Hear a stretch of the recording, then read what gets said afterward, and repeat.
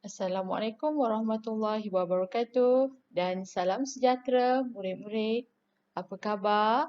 Semoga semuanya sihat-sihat saja. Okey, bertemu kita lagi dalam Mari Belajar Bahasa Melayu tahun 6 bersama Cikgu Ani.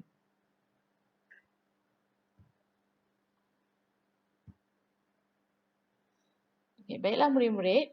Okey, tema kita pada hari ini adalah istimewanya keluargaku, unit Bakat Istimewa. Tajuk kita hari ini adalah Hebatnya Adikku dan standard pembelajaran pada hari ini adalah 3.2.6 menulis teks prosa dan puisi secara mekanis dengan betul dan kemas. Baiklah, kita lihat pula apakah objektif pembelajaran kita pada hari ini. Okey, pada akhir pengajaran dan pembelajaran, murid dapat menulis sebuah teks catatan dan 3 rangkap pantun secara mekanis dengan betul dan kemas. Baiklah, murid-murid. Pernahkah kamu atau ahli keluarga kamu memenangi apa-apa pertandingan? Okey, contohnya pertandingan bercerita, bersajak ataupun melukis. Okey, pastinya ada ya dalam kalangan kamu dan juga rakan dan juga ahli keluarga kamu yang ada masuk pertandingan dan menang. Okey, jadi apakah perasaan kamu apabila keluarga kamu memenangi pertandingan tersebut?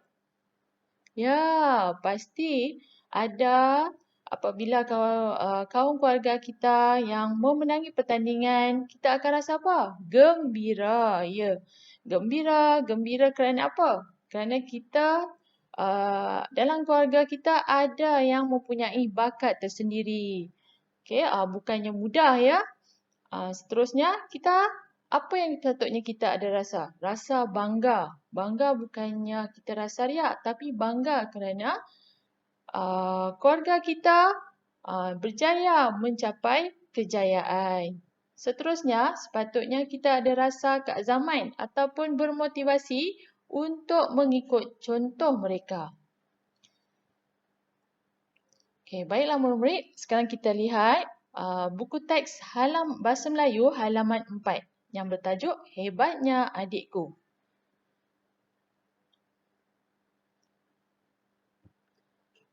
Baiklah murid-murid, yang pertama awak lihat di sini ditulis dengan perkataan merah ini iaitu apa? Rabu. Ya, Rabu ini menunjukkan sebelum tu cikgu nak tanya apakah format teks ini? Ada yang boleh jawab? Apa formatnya? Ya, betul, catatan. Okey, pada tahun 5 dan tahun 4 awak telah pelajari. Okey, yang pertama, kita perlu tulis apa? Ya, Rabu ini adalah hari. Ya, kemudian kita perlu tulis tarikh. Okey, nanti cikgu tunjukkan. Sekarang kita tengok dahulu bagaimana kita baca dahulu. Kita baca dan fahami teks yang diberi. Okey, kemudian kita tulis pula ya, masa. Okey, baca teksnya ini ya. Ya, para peserta pertandingan melukis termasuk adikku Irfan sudah bersedia. Pertandingan melukis akan dimulakan pada bila-bila masa sahaja. Semua peserta termasuk Irfan berkumpul di dalam dewan sekolah. Peralatan melukis seperti pensel, krayon dan kertas lukisan sudah tersedia di depan mata. Okey, ini adalah teks. Okey, dan ini nanti cikgu akan terangkan pula bagaimana kita nak menulis dalam bentuk puisi pula. Okey, kita lihat sambungannya.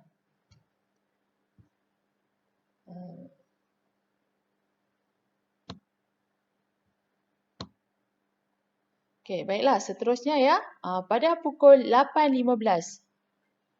Okey, semua peserta mula melukis. Ini bermaksud pertandingan tersebut telah bermula. Okey, dalam satu pertandingan, yang awak lihat kat sini, tema pertandingan melukis itu ialah keluarga yang bahagia. Okey, dalam satu pertandingan semestinya ada mempunyai tema. Okey, tema yang Adik Irfan maksud ini adalah berkaitan dengan keluarga yang bahagia. Baiklah, awak lihat kat sini ya, bagaimana kita nak menulis tajuk. Okey, kita ada pembuka kata dan kita mulakan dengan huruf besar. Okey, untuk kata sendi, kita tidak perlu tulis dalam huruf besar. Okey, kemudian bahagia. Ya, B pun kita mulakan dengan huruf besar.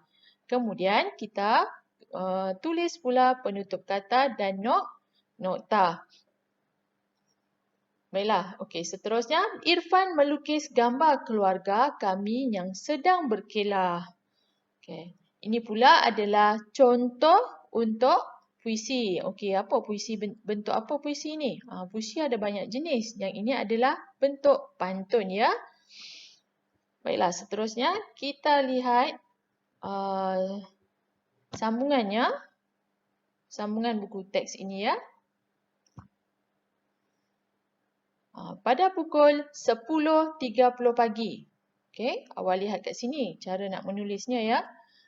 Okey, keputusan pertandingan diumumkan. Maksudnya selepas pertandingan melukis itu selesai, maka para juri akan memilih lukisan mana yang paling cantik. Irfan telah berjaya mendapat tempat pertama.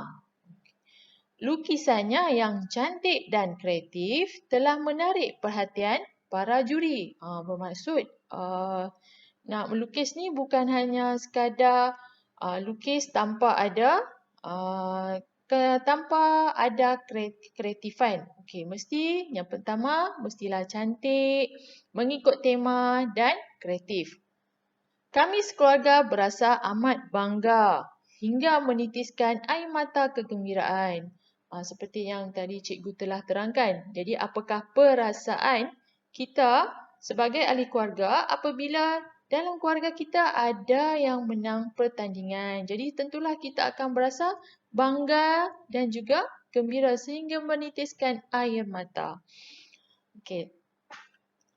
Baiklah murid-murid, sekarang kita lihat dulu bagaimanakah format karangan catatan. Jadi sebelum kita nak menulis, kita kena tahu dulu apakah format karangan catatan. Apa yang perlu kita ada.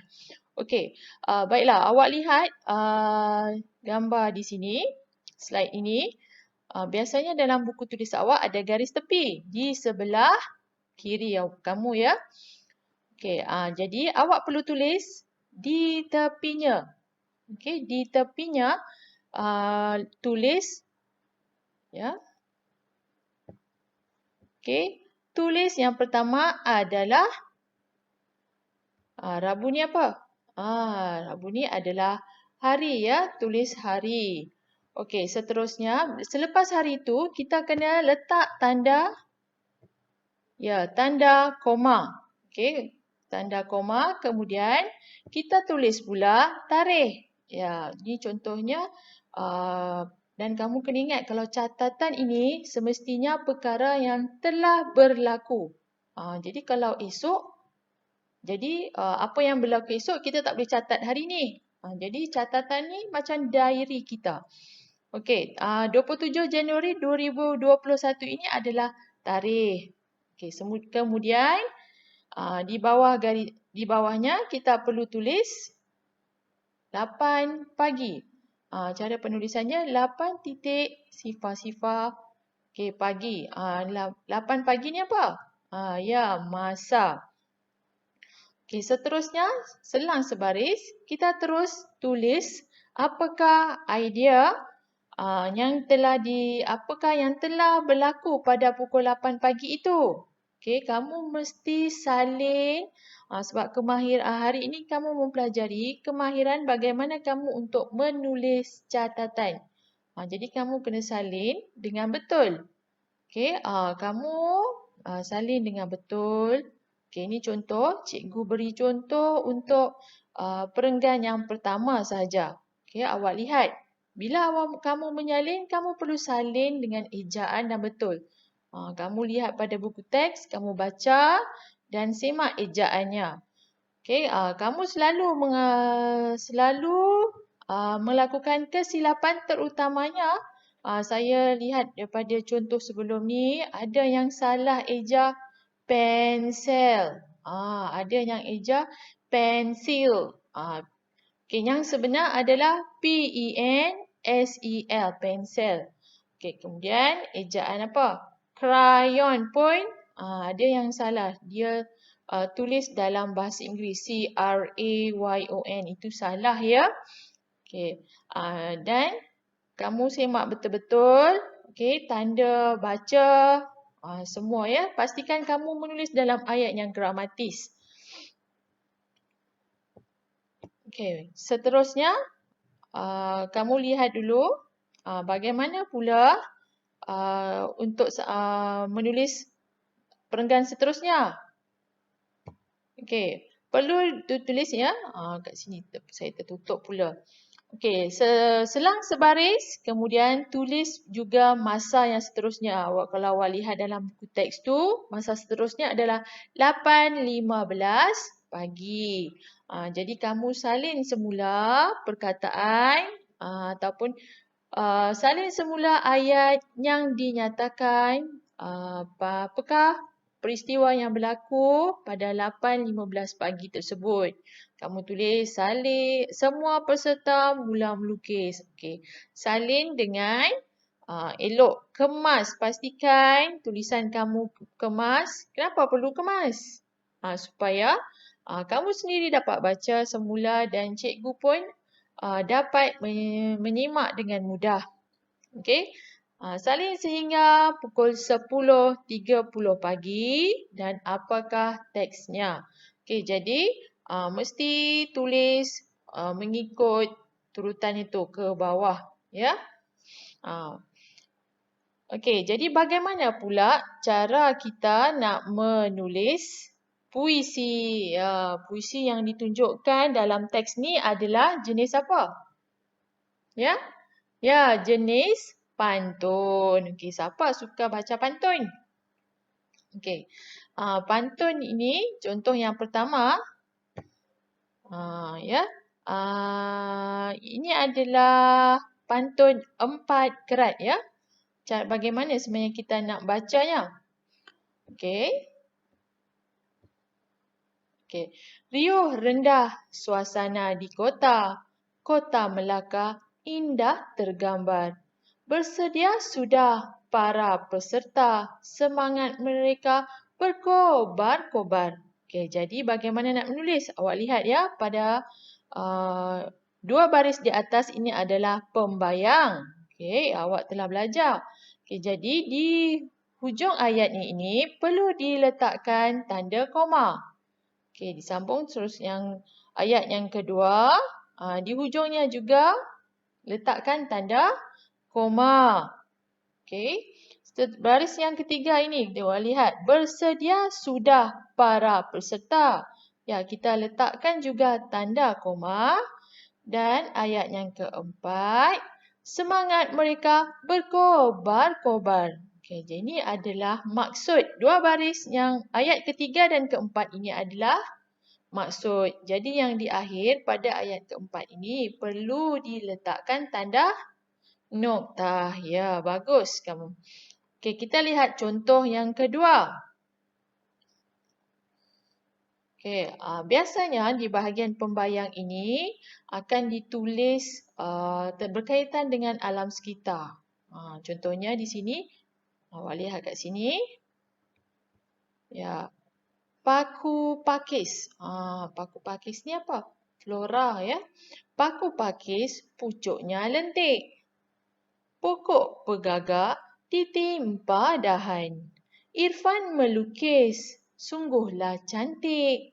Gambar keluarga menjadi pilihan. Jadi sama seperti yang tadi saya sebutkan. Untuk ayat yang pertama sehingga ketiga, kamu perlu letakkan tanda koma ya. Tanda koma dan ayat yang keempat, Kat sini gambar keluarga menjadi pilihan. Kamu perlu letakkan noktah bermaksud pantun tersebut telah berakhir. Okey. Jadi dapat ya semua murid-murid? Okey, cikgu berikan 2 contoh tapi kamu nanti perlu tulis 3 pantun ya. Begitu juga dengan catatan tadi. Kamu perlu habis salin semua teks catatan tersebut.